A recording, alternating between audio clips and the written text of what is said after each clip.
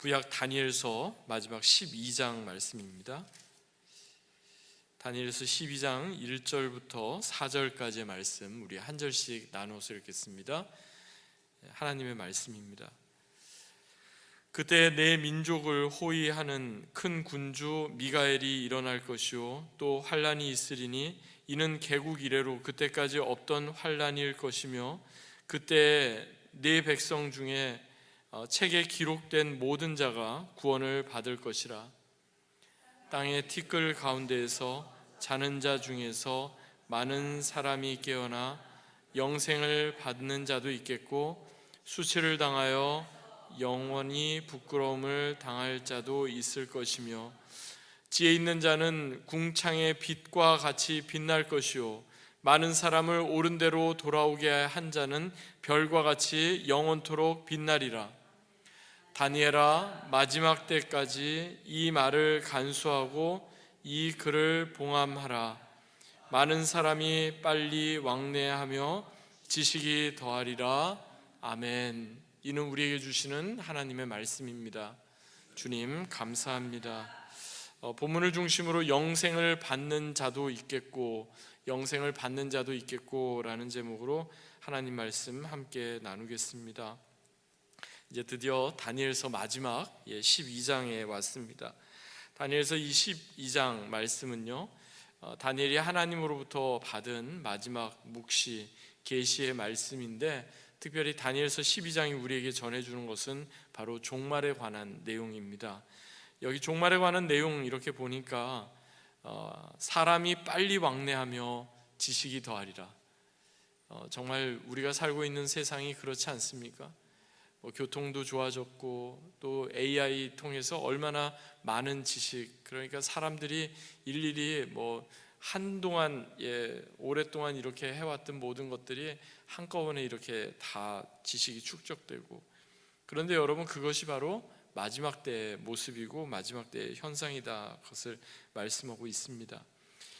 그러니까 지금 이 본문에서 말씀하고 있는 것은 어떤 개인적 종말인 죽음에 대해서 말씀하는 것이기보다는 우주적 종말인 예수님의 재림의 때를 지금 말씀하고 있다, 우리가 그렇게 볼 수가 있겠습니다. 먼저 본문 시작되는 다니엘서 12장 1절 보실까요?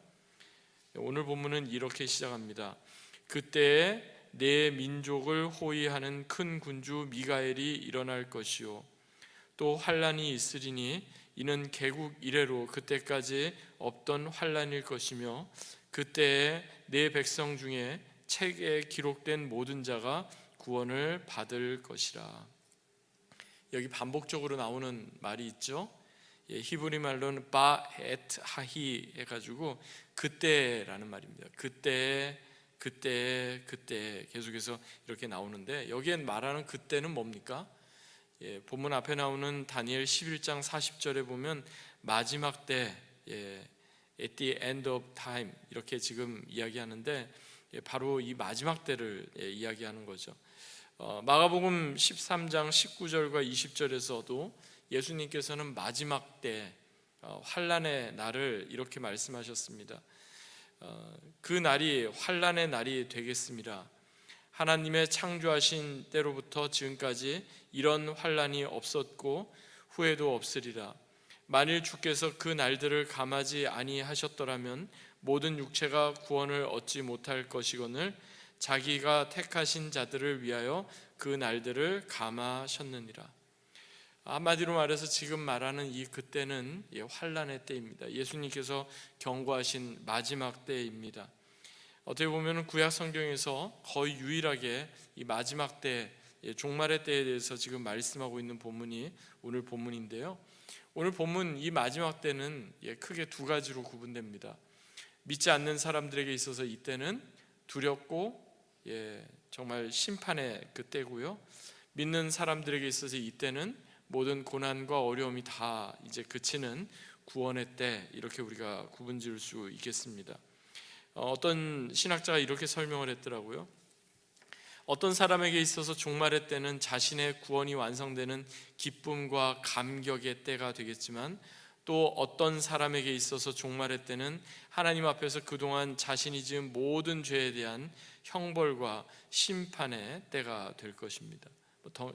당연한 말이죠. 우리가 그 종말의 때를 어떻게 맞이하느냐, 어떻게 우리가 준비하느냐 하는 것은요, 바로 지금 우리에게 주어진 바로 오늘 우리가 그것을 종말의 때를 준비할 수 있는 겁니다. 여러분, 무엇이 구원이고 무엇이 심판이겠습니까? 신학적으로 그것을 표현하면요, 이 세상 모든 만물의 주인이신 주님께서 죄와 사망의 결과로 우리의 낮아졌던 것을 다시금 높여주시고 하나님의 존귀한 형상을 회복시켜 주시는 것, 그게 구원입니다. 그러니까 죄의 구렁텅이 가운데 있었던 우리를 끄집어서 올려주시는 게 구원입니다. 반대로 심판은 무엇이겠습니까? 하나님과 단절되어 살던 죄인이, 하나님을 대적하던 인간이 스스로 높아졌던 것을 하나님께서 낮추시는 것, 그게 바로 심판입니다. 스스로 내가 대단한 것처럼, 내가 주인인 것처럼 주인 노릇하면서 그렇게 살았는데 결국 그것이 아니다 그러면서 하나님께서 그를 낮춰버리시는 것, 그게 바로 심판인 것입니다. 그래서 영국의 스튜어트 올리엇이라는 목사님은 이렇게 표현했습니다. 부활의 날은 또한 분리의 날이 될 것입니다. 그러니까 우리가 죽었던 자들이 다 살아나고 영원한 생명을 누리는 그 부활의 날은 구원받는 사람에게는 부활과 영광스러운 날이지만 구원받지 못하는 사람은 하나님과 영원히 단절되는 분리의 날이 될 거다, 이렇게 지금 설명을 했습니다. 특이한 점은요, 이처럼 큰 시험과 환난 중에도 책에 기록된 사람들은 어떻게 된대요? 다 구원을 받는다 말씀했습니다. 여기에서 말하는 책은 무엇일까요? 바로 생명책이죠. 요한계시록에 나오는 생명책. 구약 성경에도 보면은 이 책에 관한 내용들이 나와요. 대표적으로 시편 69편에 다윗의 시편에 보니까 아마 다윗이 굉장히 고난 가운데 있었나 봐요. 그러면서 악인들을 향해서 이렇게 말합니다. 저희를 생명책에서 도말하사 의인과 함께 기록되지 말게 하옵소서. 그런데 또 출애굽기 32장에 보면 모세의 기도 가운데 또 책에 관한 내용이 나오는데, 그 출애굽기 32장의 그 배경은요, 어떤 거냐면 이스라엘 백성들이 금으로 이제 금 신상을 만들죠. 금송아지를 만들어서 하나님을 대적하며 바로 이게 너희를 애굽에서 이끌어낸 여호와다 그러면서 우상이라고 그러고 그 앞에서 뛰는 게 아니라 여호와라고 그러면서 그 앞에서 뛰놀았던 것을 봅니다. 그러니까 안타까운 그 심정으로 모세가 하나님 앞에 이렇게 기도합니다. 모세가 여호와께로 다시 나아가 여짜오되 슬프도소이다. 이 백성이 자기들을 위하여 금신을 만들어 싸우니 큰 죄를 범하였나이다. 그러나 이제 그들의 죄를 용서하옵소서. 그렇지 아니하시오면 원하건대 주께서 기록하신 책에서 내 이름을 지워버려 주옵소서. 이런 기도가 가능할까? 이런 생각을 해봅니다. 설령 내가 구원을 받지 못하더라도 내 백성 이스라엘을 용서하옵소서. 어떻게 보면 자신의 생명, 아니 자신의 영혼을 건 절대절명의 그런 기도였던 거죠. 그럼 과연 어떤 사람은 하나님의 생명책에 자신의 이름을 올릴 수 있고, 또 과연 어떤 사람은 구원을 받을 수 있겠습니까? 성경에서 전하는 구원, 이러이러한 사람은 구원을 받으리라, 이런 말씀이 성경에 여러 번 나오죠. 몇 가지로 좀 요약해 보겠습니다. 어떤 사람이 구원을 받습니까? 너무나 잘 아는 것처럼 주 예수를 믿는 자가 구원을 받습니다. 사도행전 16장 31절에 주 예수를 믿으라, 그리하면 너와 내 집이 구원을 얻으리라. 구원을 어떻게 얻는 거예요? 예수님을 믿는 거예요. 그냥 예수님 믿는 게 아니라 예수님을 우리의 주인으로 믿는 거예요. 또한 로마서 10장 9절에서도 내가 만일 내 입으로 예수를 주로 시인하며 또 하나님께서 그를 죽은 자 가운데서 살리신 것을 내 마음으로 믿으면 구원을 얻으리라, 이렇게 말씀했습니다. 예수 믿는다고 하니까 다른 게 아니에요, 여러분. 예수님이 주인이심으로, 예수님이 주인 되심을 그냥 입으로만 아니라 우리의 삶에서 계속해서 예수님이 나의 주인이십니다 인정해 드리는 거예요. 그게 예수님 믿는 거예요. 두 번째, 어떤 사람이 구원을 얻습니까? 주의 이름을 부르는 자가 구원을 받습니다. 요엘 2장 32절 보니까 누구든지 여호와의 이름을 부르는 자는 구원을 얻으리라. 그래서 우리가 기도할 때 예수님의 이름을 부르고 하나님의 이름을 부르고 성령님의 이름을 부르는 겁니다. 사실 성부 하나님, 성자 예수님, 성령 하나님은요 한 분 하나님이세요. 우리가 예수님의 이름을 부르는 것은 동시에 한 분 하나님, 삼위일체 하나님을 부르는 거예요. 성령 하나님의 이름을 부를 때도 마찬가지입니다. 성령님만 따로 계신 게 아니에요. 한 분 하나님을 부르는 거예요. 성자 예수님, 성령 하나님, 성부 하나님, 우리가 기도할 때마다 하나님 앞에 부르짖을 때 막연히 그냥 하는 게 아니에요. 아버지, 성령님, 예수님, 하나님, 우리가 하나님의 이름을 부르는 거예요. 사도행전 2장 21절, 로마서 10장 13절에도 누구든지 주의 이름을 부르는 자는 구원을 얻으리라. 할렐루야. 어떤 사람이 주의 이름을 부를 수 있어요? 누구든지. 그런데 사실은 주의 이름을 부를 수 있는 그 사람이 예수님을 믿는 사람이에요.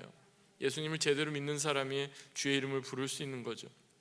또 세 번째는요, 어떤 사람이 구원을 얻을 수 있는가? 주의 말씀을 굳게 지키는 자가 구원을 얻습니다. 고린도전서 15장 2절을 보니까 너희가 만일 나의 전한 그 말을 굳게 지키고 헛되이 믿지 아니하였으면 이로 말미암아 구원을 얻으리라. 할렐루야. 말씀을 들었으면 이제 그 말씀을 굳게 지키는 거예요. 말씀을 살아내는 거예요. 그러면 그것이 구원을 얻게 되는 거고, 그것이 바로 우리가 헛되이 믿지 않는다는 증거가 되는 거죠. 마지막 네 번째로 주를 믿는 믿음을 끝까지 지키고 인내하는 자가 구원을 얻습니다.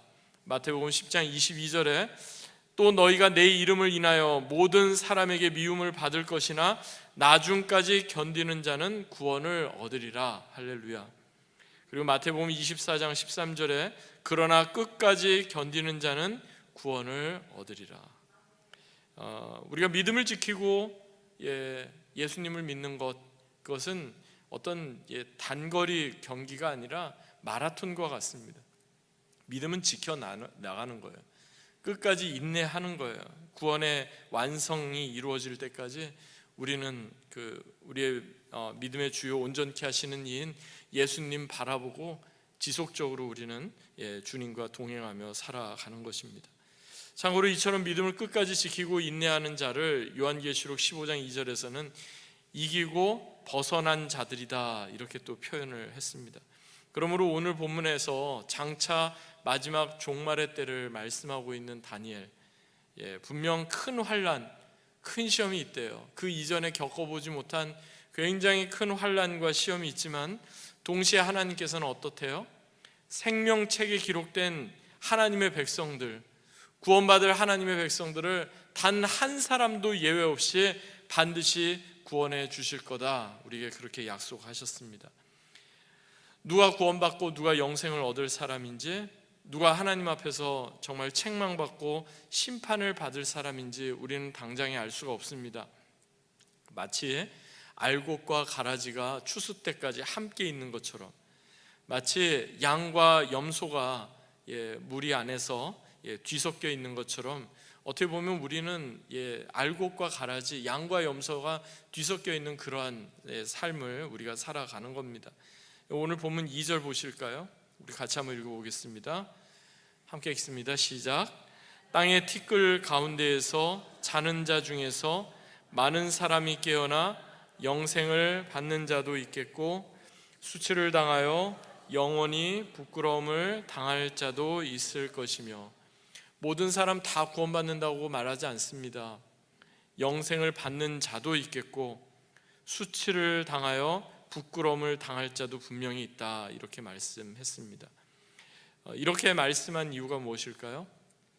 지금 큰 환난 중에 고난 가운데 있는 주의 백성이 있다면 그들에게 다시 한번 이 말씀을 통해 큰 위로와 격려를 주기 위함입니다.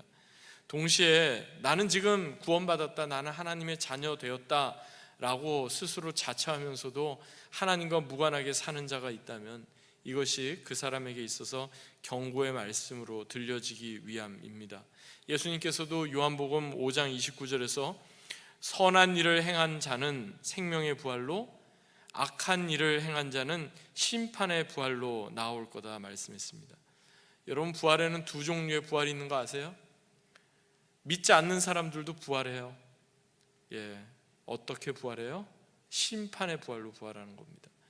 그러니까 믿는 사람만 부활하고 믿지 않는 사람은 그냥 다 소멸되는 게 아니에요. 똑같이 부활해요. 그런데 하나님을 믿는 사람, 생명의 부활로 부활하지만 그러지 않는 사람, 심판의 부활로 나올 수밖에 없다, 이렇게 말씀하고 있는 것입니다. 심판의 부활을 받게 될 사람에 대해서 요한계시록 21장에 사도 요한은요, 이것을 가리켜 둘째 사망이다, 두 번째 죽음이다, 이렇게 표현했습니다.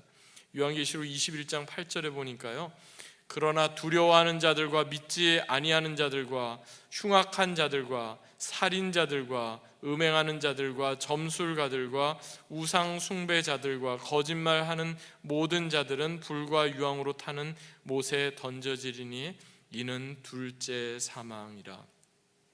그래서요, 미국 개척 초기에 청교도들, 퓨리탄들은 서로 만날 때마다 어떤 말을 했는지 아세요? 사람이 두 번 태어나면 한 번 죽고 한 번 태어나면 두 번 죽는다, 그렇게 이야기했답니다. 무슨 의미겠습니까? 우리가 자연적으로, 생물학적으로 이 땅에 모두가 다 태어나잖아요. 그런데 그냥 우리가 생물학적으로만 태어나고 끝나면은 뭐예요? 우리의 육신의 죽음을 맞이하는 것뿐만 아니라 둘째 사망, 영적인 죽음으로 주님과 영원히 단절되게 된다는 것이었죠. 반면에 우리가 생물학적으로 이 땅에 태어나지만 동시에 영적으로 우리가 태어나면, 즉 거듭나게 되면, 비록 우리는 이 땅에서 우리의 삶을, 육신의 삶을 마감하게 되더라도 우리가 영원히 하나님과 함께하게 된다. 그래서 우리는 두 번 태어나면 한 번 죽는다, 그렇게 이야기한 것입니다. 사랑하는 여러분, 두 번 태어나시기 바랍니다. 그래서 영원히 주님과 함께하는 생명을 누리는 저와 여러분 되시길 바랍니다. 이처럼 영원히 주님과 하나님과 함께 영생을 누리는 사람을 가리켜서 오늘 본문 3절에서 어떻게 표현했습니까? 지혜 있는 자, 이렇게 표현했습니다. 지혜 있는 자는 궁창의 빛과 같이 빛날 것이요, 많은 사람을 옳은 대로 돌아오게 하는 자는 별과 같이 영원토록 빛나리라. 할렐루야. 많은 사람을 옳은 대로 돌아오게 하는 사람, 그 사람을 통해서 또 다른 사람이 예수님을 알고 구원받게 된다면 영원토록 별과 같이 빛나는, 그래서 저와 여러분을 통해서 예수 그리스도의 생명이 드러나고 복음의 능력이 아름답게 드러나는 귀한 은혜가 더해지길 간절히 소망합니다. 말씀을 맺겠습니다. 찬양 사역자이신 김석균 목사님이 작사 작곡한 찬양이 있습니다. 찬양의 가사, 제목이 해같이 빛나리라는 찬양인데요, 제가 한번 가사를 한번 읽어보겠습니다. 당신의 그 섬김이 천국에서 해같이 빛나리, 당신의 그 겸손이 천국에서 해같이 빛나리, 당신의 그 믿음이 천국에서 해같이 빛나리, 당신의 그 충성이 천국에서 해같이 빛나리, 주님이 기억하시면 좋하리, 예수님 사랑 가득한 모습, 천사도 흠모하는 아름다운 그 모습, 천국에서 해같이 빛나리. 하나님을 향한, 그리고 주님의 몸된 교회와 하나님께서 우리에게 맡기신 사람들을 향한 여러분의 섬김, 여러분의 겸손, 믿음, 그리고 그 충성은 결코 헛되지 않습니다. 반드시 하나님께서 기억하시고 천국에서 해같이 빛나게 하실 줄로 믿습니다. 이를 통해서 예수 그리스도의 복음이 드러나고 생명의 능력이 아름답게 드러나서 저와 여러분을 통해서 믿는 사람들의 수가 더해지고 하나님 앞에서 우리 모두 구원의 반열에, 생명의 반열에 또 하나님의 인정받는 저와 여러분 되시기를 주 예수 그리스도의 이름으로 간절히 축원합니다. 아멘. 주신 말씀 기억하며